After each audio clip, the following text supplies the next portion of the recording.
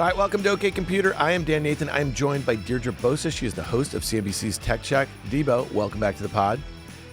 A pleasure, as always. You spent some time last week. I think they were calling it the Nvidia Woodstock. I mean, I just couldn't believe what went on there. You were there for, I think, a couple of days, in and out. Had some great interviews. I think with Clara Shih, she's the head of AI over at Salesforce. You had a long form sit down with her. We're going to put that in the show notes.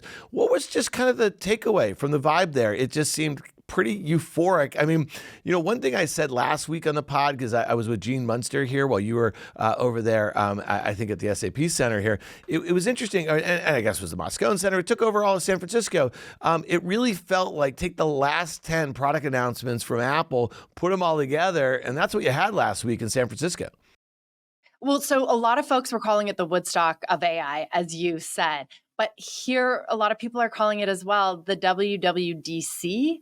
The new WWDC, that's of course Apple's famous developers event that happens every year. And it kind of shows you how times are shifting, right? It's been WWDC, or Dub as it's called, has been the biggest event in tech for the last decade. And this year it just felt like it's GTC, indisputably. Anyone who's anyone is going to be there and was there. I spoke to Clara Shih, who is the CEO of Salesforce AI, a few weeks prior at the Moscone Center, but of course she was there at the event. And it all rolls into one, right? Just this excitement here in the Valley and outside of the Valley about AI. And every company wanted to be there because they wanted some of that Nvidia halo effect. And if you weren't there, you're seen as not having an AI strategy. And even if you don't have a baked one, you had to be there to sort of bask in the halo that is Jensen Huang. And it was amazing. I mean, I was at this incredible panel discussion of the authors who wrote this seminal paper on transformers, which kicked off the whole Chat GPT, Gen AI era. And it was moderated by Jensen Huang himself. And honestly, I've never felt so cool as I did as being walked to the front of that line and going in, because when I say that line was long, it wound all around the SAP Center. I couldn't even find the end of the line. That's how packed. 3 overflow rooms. Everyone just wanted to absorb as much information, as much Jensen Huang as possible. Yeah, it's interesting, as excited as people were about Apple and iPhone and every new whiz-bang product that they came out with, and just you remember this, and it really, sadly, I think the excitement in and around those events kind of passed with Steve Jobs passing, back in 2011. I mean, I think Tim Cook has obviously, and this is not having, this is no comment on how he's operated this company, which has been absolutely phenomenal, over the last, call it 12, 13 years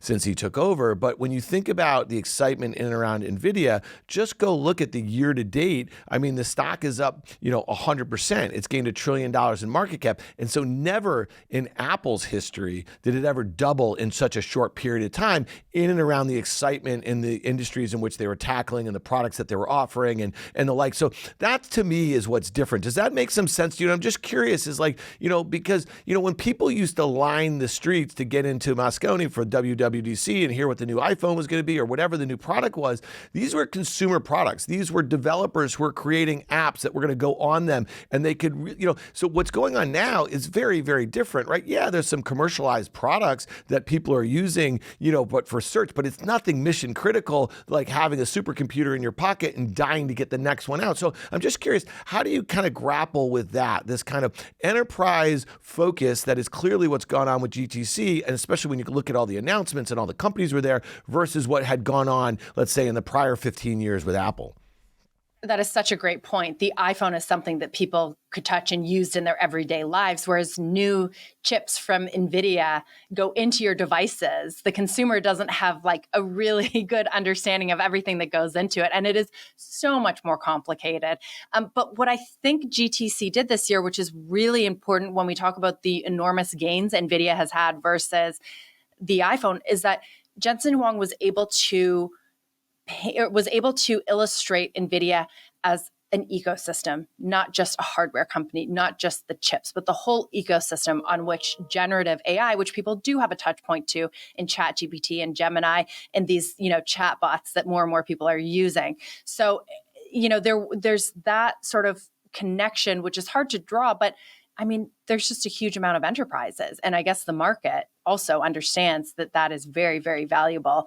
And it's not just about these chips, right? It's about Nvidia entrenching its dominance. Right. And again, there's been a lot of talk about the recurring nature of this CUDA software platform. The company has been working on this for 2 decades. They've applied it to all the different technologies that they've been using GPUs for. And even when they announced the new Blackwell chip, they announced a really cool thing that if you want to upgrade your H100s, well, you can subscribe per chip at $5,000 per on the software platform and everything like that, Yep. which I think is really interesting. I know you saw this story here. This was out of Reuters just a couple days ago. Behind the plot to break NVIDIA's grip on AI by targeting software, it's a focus on this one API that is backed by a whole consortium of mega tech companies. Intel and Qualcomm are 2 of them. And I'm just curious, again, these are 2 companies that are really, and if you look at some of the others, they're competing with NVIDIA. They're not partnered with NVIDIA, right? And so, like, is this the sort of story that we're going to see catch some steam, or is it the sort of thing where it's just a bunch of also-rans trying to get into the game here and offer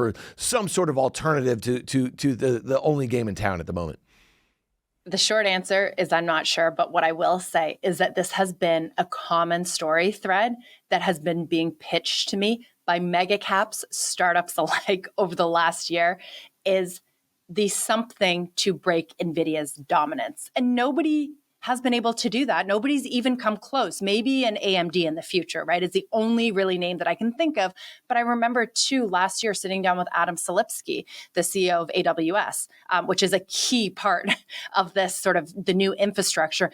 And they're developing their own custom in-house chips. And he was, telling me how there's no difference between the chips they're creating and the GPUs that NVIDIA has. But, some months later, people still want the GPUs from NVIDIA. So I don't know.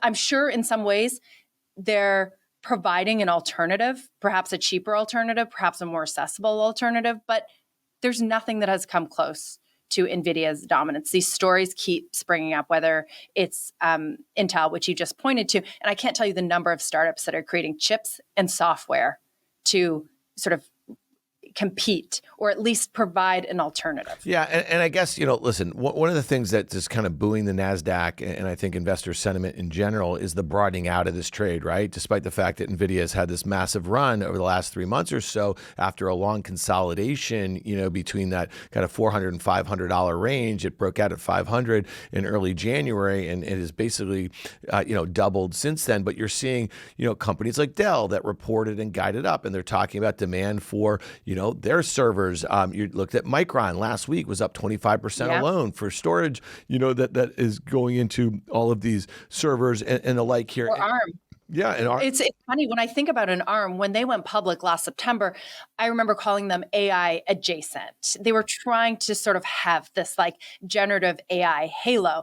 It didn't happen until NVIDIA was like, actually, we need ARM CPUs to build the new accelerated computing infrastructure. And then it was off to the races. So it does work, but investors, I think, want to see a little bit more evidence. You can't just put a generative AI or an NVIDIA wrapper on something. They want to actually see how it works in the ecosystem that NVIDIA has created. Yeah, and that's a great point. And this brings me to an article in the Information again, just a couple of days ago. A booming NVIDIA supplier says that AI costs need to drop. This is Micron. Micron and IBM executives said AI costs need to drop to attract business customers. Executives said AI-focused phones and PCs will drive more demand, but some of the constraints in the data center power could limit growth. And so that has been another narrative. You and I have talked about that a bunch. We keep seeing more and more about that. That might become a story later on in the year. Again, if some of the end customers who've been spending $40,000, $50,000 for these GPUs and building data centers and the cost of compute and the list goes on and on.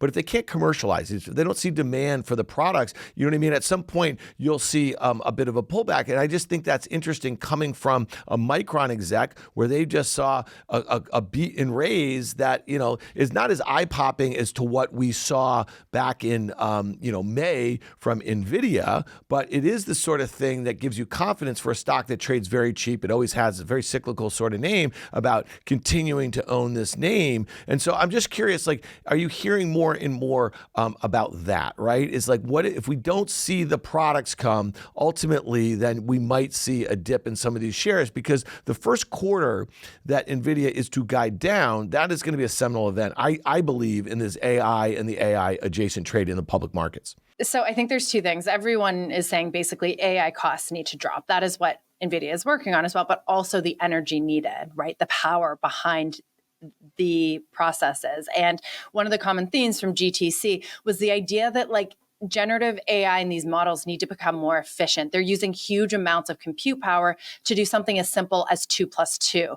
It needs to learn when to use a simple calculator, when to use the algorithm that also answers really complex answers. So I think that's like kind of the next thing that needs to happen. That was what a lot of folks were talking about. But in terms of like the companies also trying to make products and monetize those products in generative AI, the information again did a really good analysis of the costs involved. And I think that the multiple is very different and the margins are very different than even software companies. So there is still that divide in the fact that it takes more to run a generative AI company that is using large language models than it does for like your average software company of the last 5 years. Yeah. So let's talk about the IPO market here a little bit, because again, one of the things that's interesting when you think about like a market that's kind of broadening out a little bit, again, we listed some of the stories that are, kind of AI adjacent, or they're kind of working into the fold here. But there's also, a demand for kind of some new stories here. Like some of them are fairly well picked over, as we know, in the public markets. There was 2 deals last week. I know that you probably took a close look at this Astera, and then there was one Reddit, which I love this. Casey Newton said in his platformer note that the IPO is more of like a lifetime achievement award for this 18-year-old company finally going public. They're getting their financials in order. They're getting their costs in order at a time where if they didn't have some of the revenue that they're talking about, like basically selling the data, through their API to, for all sorts of kind of AI mining, if you will. Google was the big one. I think Alphabet at $60 million. There's a couple more announced. This would just not be that interesting of a story right now. And it may not be an interesting story in 6 months or so, but what's your take as far as what are you hearing? There's lots of rumblings. You got a NASDAQ at all-time highs. You have the S&P all-time highs. It seems like this is probably a pretty good environment to come public, especially, if you haven't dusted off that S1, from, a year or two ago, you might think about doing it just about now. Yeah. I mean, especially the combination of Reddit and Astera and then Trump's SPAC today. What are you waiting for? And I love the idea that Reddit was a Lifetime Achievement Award. When I go back to sort of like the first wave of recent IPOs, that was last fall, you had ARM and Instacart and Klaviyo. You could call Instacart like a Lifetime Achievement Award as well. It had been private for, I believe, 10 years or more than 10 years, somewhere around there. And it sort of missed the wave of IPOs in 2020, 2021, when you saw Airbnb and DoorDash go public. And it didn't do all that well in the months after. It hasn't done all that well. And then you have a Reddit, which I think has like a less appealing, probably financials and proposition than in Instacart in a way. And it's sort of to the moon, as they say. I don't know. We're just a few weeks in, maybe less than 1 week. So I have to see how this settles out, but it does feel like a very good time. In terms of that licensing revenue, right? Reddit gets the majority, like north of 95% of its revenue from advertising. I would say investors need to be careful reading into that licensing. The licensing numbers. Sure, it could be a new revenue stream. I think that when the CEO, Steve Huffman, was on CNBC talking about it, he didn't go too far. He was a little cautious talking about it because we don't know what the data is worth yet. And that's such an open question for these large language models. And there was an instance a few weeks ago or months ago where Sam Altman kind of played down the value of one particular source. He had incentive to because the New York Times is suing him over their data. But I would just say it's still new. And as these models are developed, as they move into the inference stage, I don't know that that is so sustainable. Yeah, and I guess it's a great point. I just think for the time being, it's very high margin for a company like Reddit that last year had $800 million in sales, and they probably lost $91 million. And so when you think about just kind of the cyclicality of advertising, you think of the cost structure that's probably still a little bloated for Reddit. This is a bit of a lifeline. So right now, there's demand for this stock, and again, like all you have to do is go look at a snap cap, which is really, I don't think ever on a GAAP basis made money since it went public in 2017.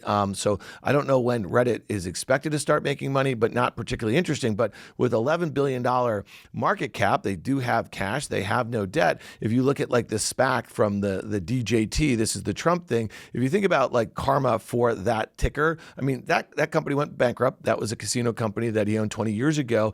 This is like the perfect Ponzi scheme, if you think about it. I mean that seriously, because there are so many incentives that just line directly to Donald J. Trump for this thing. This company had $3 million in revenue last year. It's losing lots of money, and it exists for one reason and one reason alone, to basically create a windfall from his fans or cult followers or whatever you want to call them, you know what I mean, to help them get out of the legal troubles. And I mean, that's my 2 cents. I'm not asking you to kind of opine on that, but that's a fact. I mean, that's just it. This is not a particularly interesting ongoing concern. There's no advertisers there unless you're advertising for guns, gold, money, and survival tools. You know what I mean? And so, I just think it's kind of interesting that now has nearly a $10 billion market capitalization and no meaningful revenue. I just can't believe we're back in a SPAC era. Yeah. Investors learned that lesson such the hard way in 2022. And here you have another SPAC. Like, memory is so short. In terms of it feeling like 2021 all over again, or boom times, the story that I was reporting on today was Adam Newman's bid for WeWork. Everything is back again.